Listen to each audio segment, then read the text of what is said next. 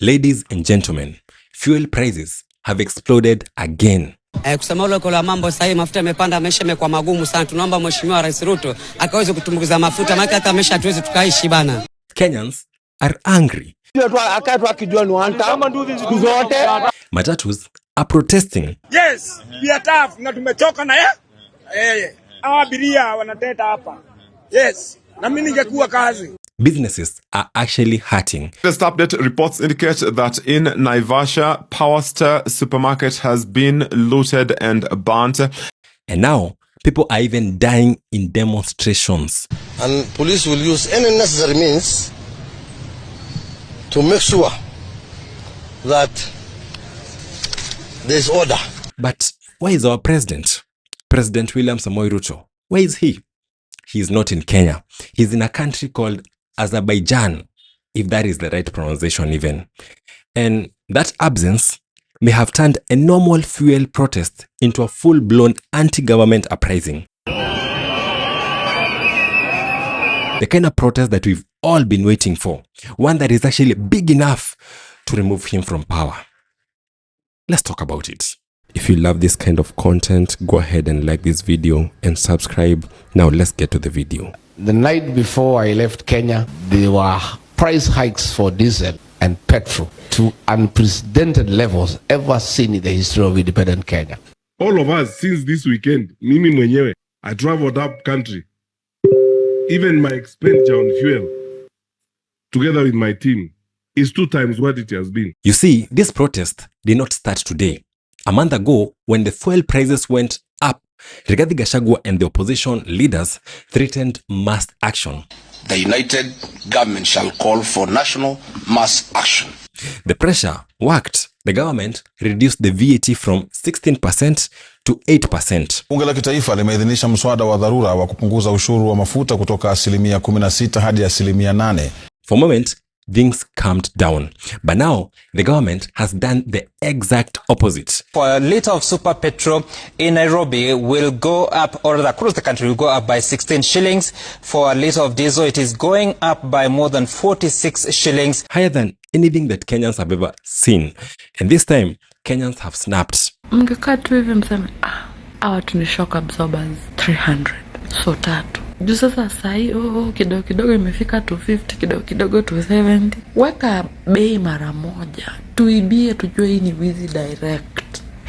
Today, reject fuel prices is actually trending #1 across all social medias in this country.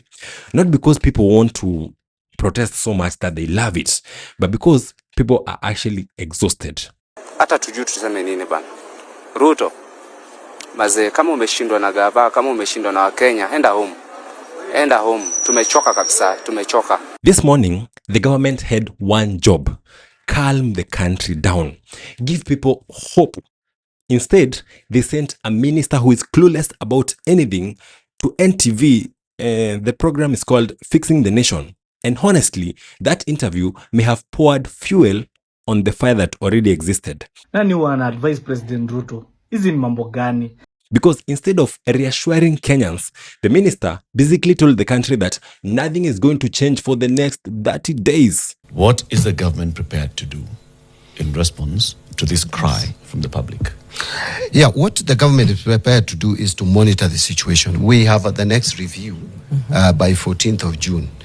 The government is not sensitive enough. Imagine telling struggling Kenyans that people who already cannot afford transport, people who are skipping meals, people who are drowning in debt, and your message is suffer for another month. Amesema fuel prices are not going to change. They're going to remain the same until the next April review itafanyika June 14th, 2026. So mgoje. Na leo kwa nini mna strike? Because not Kenya government yenye mekozi war in Iran. So strike wale mnataka, lakini fuel prices are not going to change. That statement changed everything. This stopped being just a fuel protest. Now it became a protest about the entire cost of living. Kwanza kila kitu umepanda, hata kuna gari ya kudandia, watu wanatembea kalesa, nduthi ndio inalipo pesa mingi, inabidi ndio ukabe. Sasa wewe juu umeshawekea watu wako gari mafuta kuja watu pige matia gas. Je, na watu wengine we Ruto kwanza wewe. At a moment like this, the president should be in the country, not abroad, Leadership is actually tested during crisis. And right now, Kenya is in crisis. Just the moment yenye ameanza kupata momentum, 1 year 3 months to the election, alafu anashinda akiongezea watu mafuta. Surely President Ruto. Kenyans are angry. The streets are tense. Ningependa kufahamu asubuhi magari yalikuwa yanapita. Mbona saizi mkaamua kufunga barabara? Tumeamua kufunga masaizi barabarani kwa ajili ya mafuta iko bei ya juu. Businesses are very worried. Transport is disrupted. Hakuna magari inafanya kazi siku ya leo mchana mzima mpaka Ruto apunguze bei ya mafuta ya gari. And instead of hearing directly from the president that we elected overwhelmingly, they are hearing from ministers who sound completely disconnected from reality. Why should you burn tires on the roads? Why should you put stones on the road? It means that someone is now politicizing a crisis that is already bad and making it worse for their own political objectives. That is dangerous politically, because silence during suffering creates resentment. It creates anger, hatred, and that hatred or resentment spreads very fast, especially in such an economy. Kasongo akipita kura atatuambia alitoa hapo kura. Asante sana. Hawa ni maoni ya wakazi wa eneo hili la Kawangware katika. Let us be honest. Kenyans have tried. People have adjusted their lifestyles. They have reduced spending. They have taken side hustles. They've borrowed loans. They've worked extra hours. Some are even surviving on 1 meal a day. They call it kuinama. People have done everything possible to survive in such an economy. But every time they try to breathe, government policies squeeze them even harder.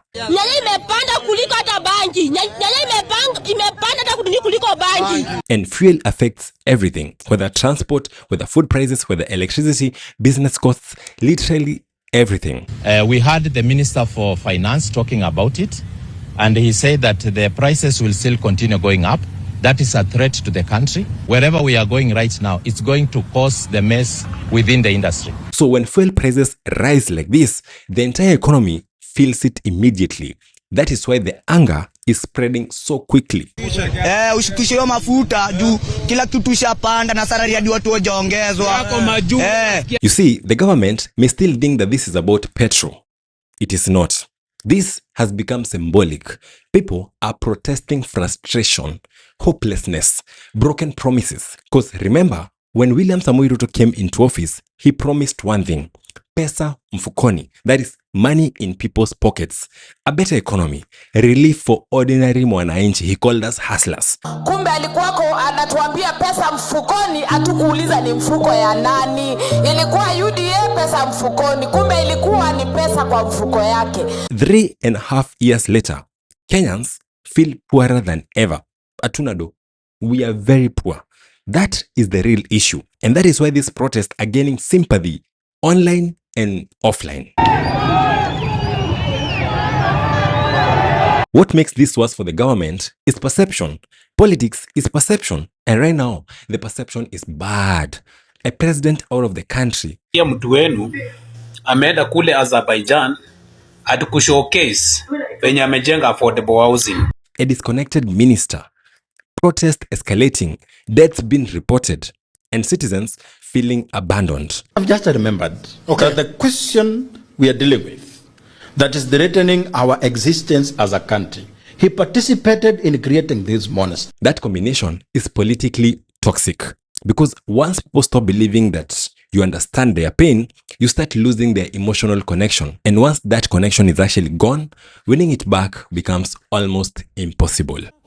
Dear Mr. President, this is our second letter to you since fuel prices surged to historic highs.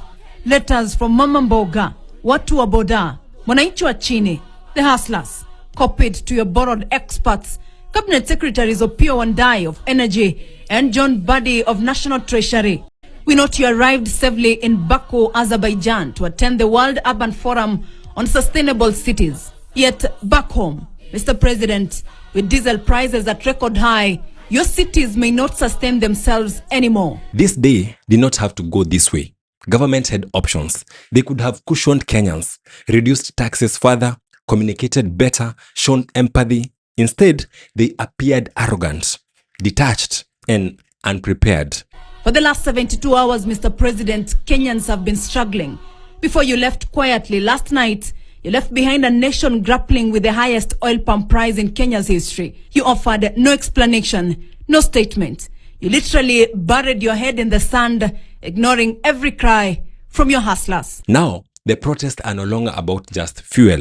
They are becoming a referendum on this government itself. Na tumechoka, Mr. President. Umia tunaumia. Unaweza fanya kazi na unatoka bure. So kama customer alikuwa ananunua sukuma ya 10 bob, itabidi anunue sukuma ya 30 ndio itoshe kwake.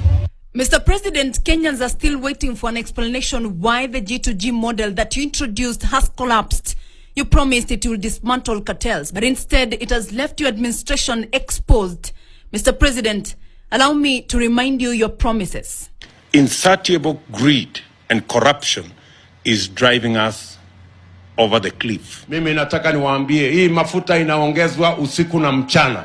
Mimi nataka niwaeleze ya kwamba these people don't understand the damage they are doing to the people and the economy of Kenya. Bei ya mafuta sasa imefika 135. If the subsidy continues to the end of the financial year, it will cost taxpayers 280 billion. What exactly happened, Mr. President? Where did your administration lose it? At what point did your hustlers stop becoming your priority? So I want to hear from you. Do you think that the president should immediately jet back to the country and get on top of this issue? And second, do you believe that now these protests are bigger than just fuel, that they could be so big enough to even remove him from power? Please comment below and do not forget to subscribe. See you on the next one.